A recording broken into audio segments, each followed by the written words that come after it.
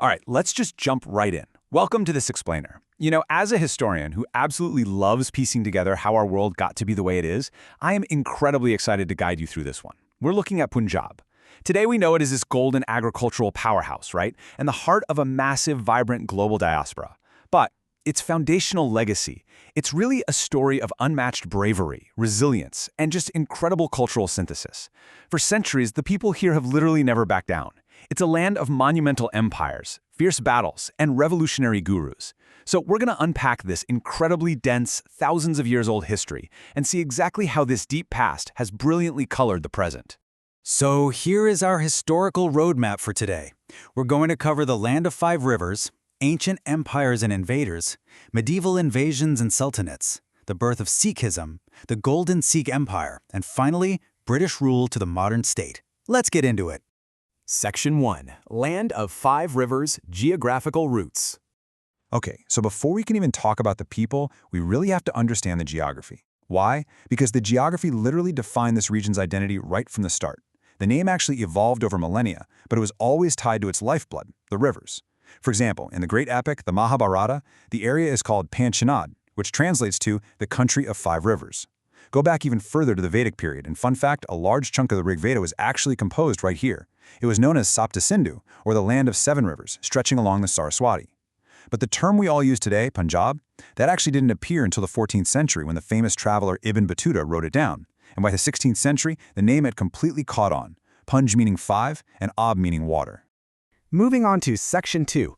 Ancient Empires and Invaders, Gateway to India.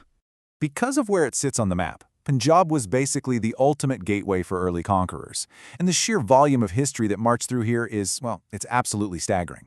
In 326 BCE, Alexander the Great crosses into India. But his very first major resistance, it comes from a local ruler, King Porus, at the Battle of the Hydaspes, right by the modern-day Jhelum River. Now, Greek historians will tell you Alexander won, but he was actually so impressed by Porus's bravery that he handed his kingdom right back. Wild, right? Then, just a few years later in 322 BCE, Chandragupta Maurya sweeps in, defeats the Nanda dynasty and Alexander's successors, and claims Punjab for the massive Mauryan Empire. And it just keeps going. The region was heavily contested by the Kushans, especially under Kanishka in the 1st century CE, then swallowed up by the magnificent Gupta Empire in the 4th century and later King Harshavardhana in the 7th century.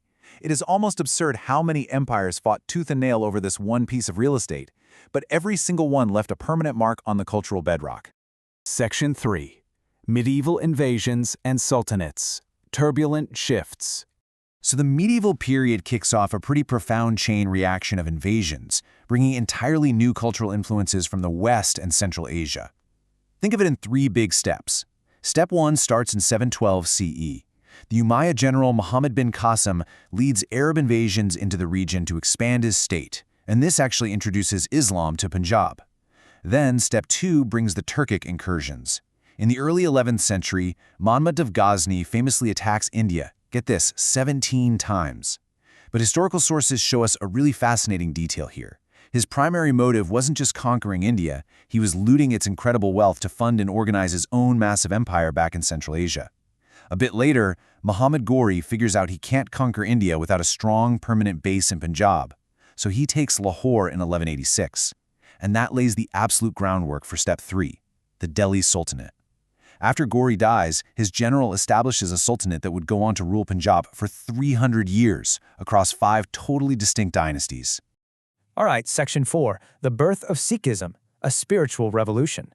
Now, the late 15th century and the years that followed were a time of really intense social and political turmoil, and that pressure cooker directly catalyzed one of the most profound spiritual revolutions in the world.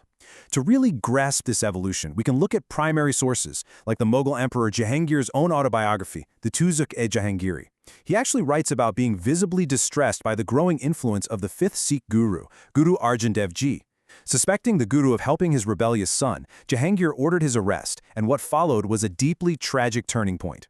Under a Mongol law called Yasa, which basically dictated that a person of high status had to be executed without spilling their blood on the earth, Guru Arjan Dev was subjected to extreme torture, eventually sitting on a burning hot iron plate in 1606. This brutal event basically forced the faith to adapt, just to survive. See, early Sikhism, which was founded by Guru Nanak during Babur's conquests, was deeply spiritual. It drew people who were looking for a pure, egalitarian faith amidst a ton of oppression. But after the martyrdom of Guru Arjan Dev, and then later the horrific beheading of the ninth Guru, Guru Tegh Bahadur, by Emperor Aurangzeb for refusing to convert, the dynamic had to completely change. Peaceful spirituality just wasn't enough to survive that level of severe persecution anymore. So by 1699, the 10th Guru, Guru Gobind Singh, established the Khalsa. This was a martial order designed specifically to protect freedom of conscience and religion. The faith evolved a warrior identity out of absolute existential necessity. Which brings us to Section 5, the Golden Sikh Empire, a triumphant era. So, out of the ashes of a declining Mughal empire, and after decades of surviving Afghan raids, this incredibly triumphant era emerges under Maharaja Ranjit Singh. His achievements in the late 18th century? Absolutely monumental. He managed to do what many people thought was impossible. He unified the 12 independent Sikh confederacies into one incredibly powerful state. And his empire's borders were vast, stretching all the way from the Sutlej River in the east to Peshawar in the west, and all the way up to Ladakh. But honestly, the truly remarkable part was his secular governance. He completely abolished the discriminatory jizya tax on Hindus and Sikhs, and he never forced anyone to convert. Plus, even though he was unlettered himself, he heavily patronized the arts.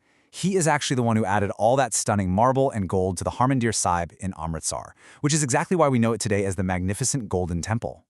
Finally, Section 6, British Rule to Modern State, Fracture and Rebirth. Unfortunately, after Maharaja Ranjit Singh died in 1839, his carefully constructed empire really started to fracture. Political mismanagement and internal divisions essentially handed the British East India Company the perfect opportunistic window, and that sparked two brutal Anglo-Sikh wars.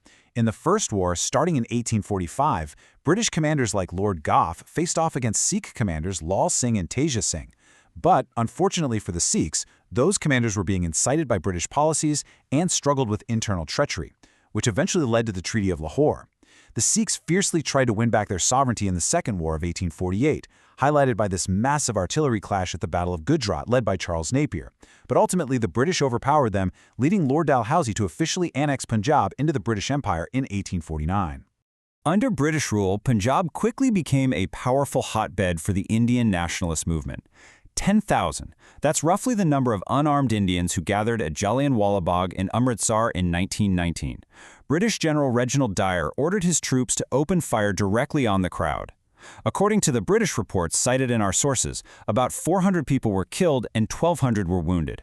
This was a horrific, deeply tragic massacre, and it sent absolute shockwaves through the entire subcontinent, massively fueling the fire for Indian independence. But history is always incredibly complex, because alongside that political tragedy, there was also this incredible economic transformation happening. 14 million, that is the massive number of acres that were brought under cultivation thanks to the construction of British canal colonies in western Punjab.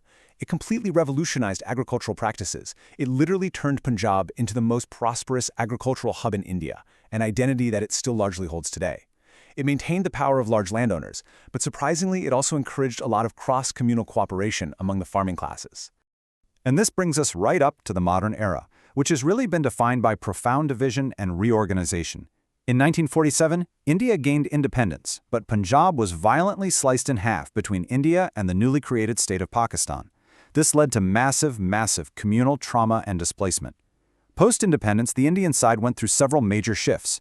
In 1956, regional states were integrated. Then, in 1966, following the Punjabi Suba movement, the state was linguistically reorganized.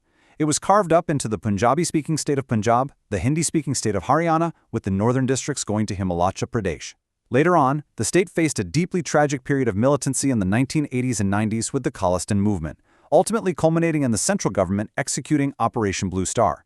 It is a deeply complex, multifaceted modern history full of intense highs and incredibly agonizing lows. Which leaves us with this final, really profound question to consider. We've just looked at a land that faced the Persians, the Greeks, the Turks, the Afghans, and the British. It has survived centuries of bitter bloodshed. Yet, out of that unbelievable crucible, it forged a totally unique culture that weaves together Hindu, Buddhist, Islamic, and Sikh influences.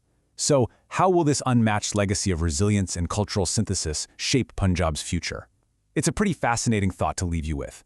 Thank you so much for joining me on this explainer. I really hope this structured journey through time has given you a deeper, much clearer understanding of the Golden Land of Five Rivers.